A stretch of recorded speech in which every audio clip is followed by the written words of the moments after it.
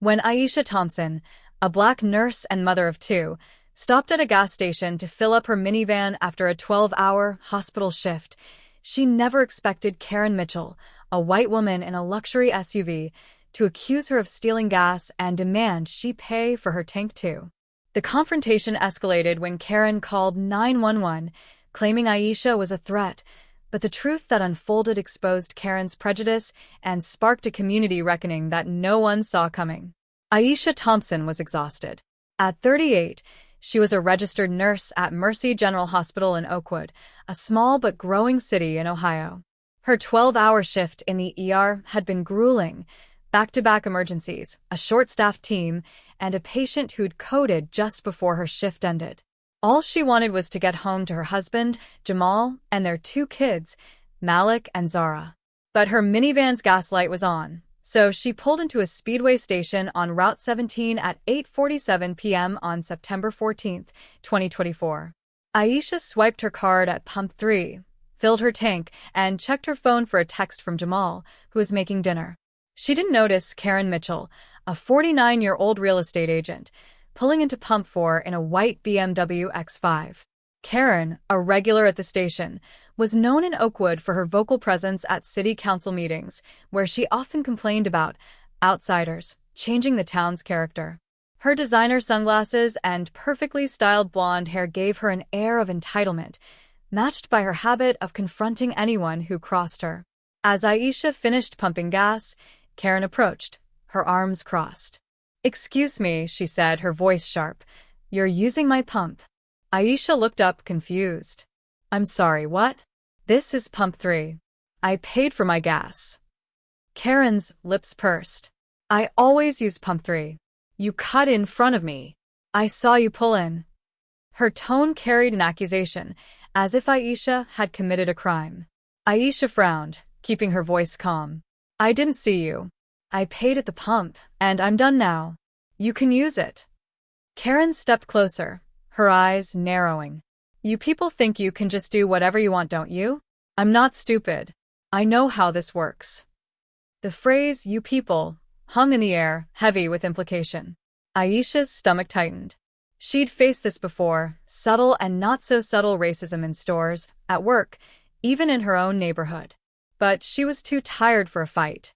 "I'm not sure what you mean," she said evenly. "I paid for my gas. I'm leaving now." Karen didn't back down. "Oh, no you don't. You're paying for my gas too. You took my spot, and I'm not wasting my time because of you." She pointed to her SUV, as if Aisha owed her compensation. Aisha shook her head, incredulous. "I'm not paying for gas. That's ridiculous." She turned to get into her minivan, but Karen blocked her path.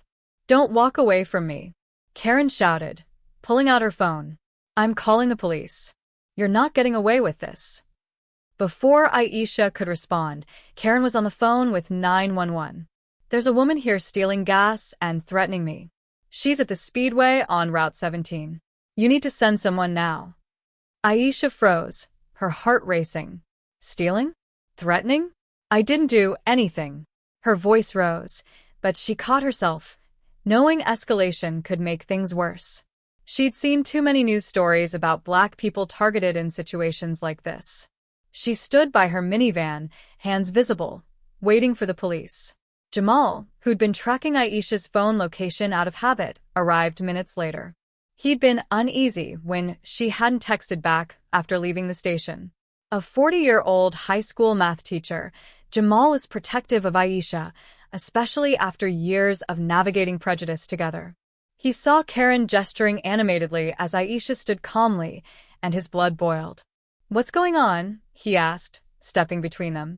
"Your wife stole my gas pump and threatened me," Karen snapped, pointing at Aisha. "I'm not letting her leave until the police get here."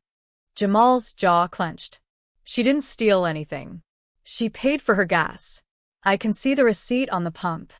Karen ignored him, turning to a small crowd of onlookers, other customers who'd stopped to watch.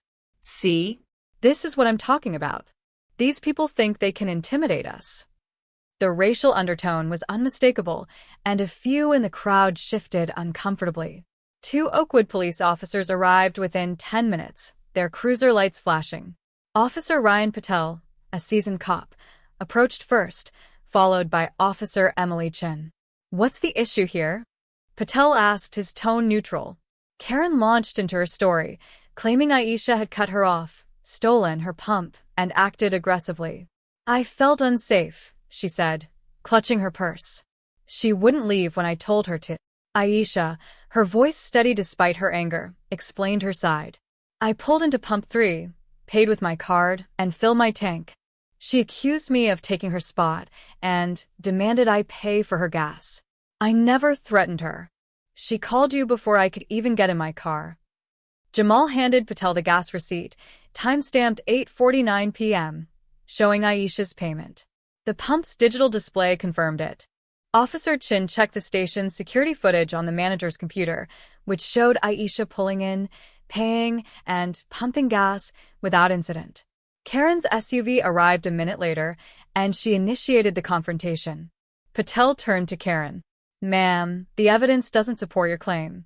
She paid for her gas, and there's no record of a threat. Why did you call 911? Karen's face reddened. "I know my rights. She disrespected me, and I wasn't going to let her get away with it." Chin raised an eyebrow. "Disrespected you? That's not a crime. Filing a false police report is." She noted Karen's expired license plate sticker, adding to the scrutiny.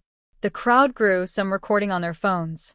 One video, posted to X later that night, went viral, captioned, "Woman calls 911 on black nurse for pumping gas." Comments poured in, condemning Karen's behavior and highlighting the racial bias. By morning, the video had 1.2 million views. Aisha and Jamal declined to press charges for the false report, wanting to move on. But the incident wasn't over. Karen's outburst had exposed her pattern of behavior. Neighbors came forward with stories. She'd called police on a black delivery driver for loitering, reported a Latino family's barbecue as a disturbance, and harassed an Asian couple over their garden. The local NAACP chapter organized a town hall, where Aisha spoke about the toll of racial profiling. "I was just trying to get home," she said. "This isn't about one woman. It's about a system that lets this happen." Karen's real estate business tanked as clients dropped her. The city council, pressured by public outcry, passed a resolution to train police on handling biased 911 calls. Aisha and Jamal, though shaken, used the attention to advocate for change, working with community groups to address systemic racism. The gas station incident became a flashpoint in Oakwood, sparking conversations about prejudice and accountability. Aisha, despite the trauma, returned to her ER shifts, her resolve stronger. She wasn't just a nurse or a mother. She was a voice for those who'd been silenced.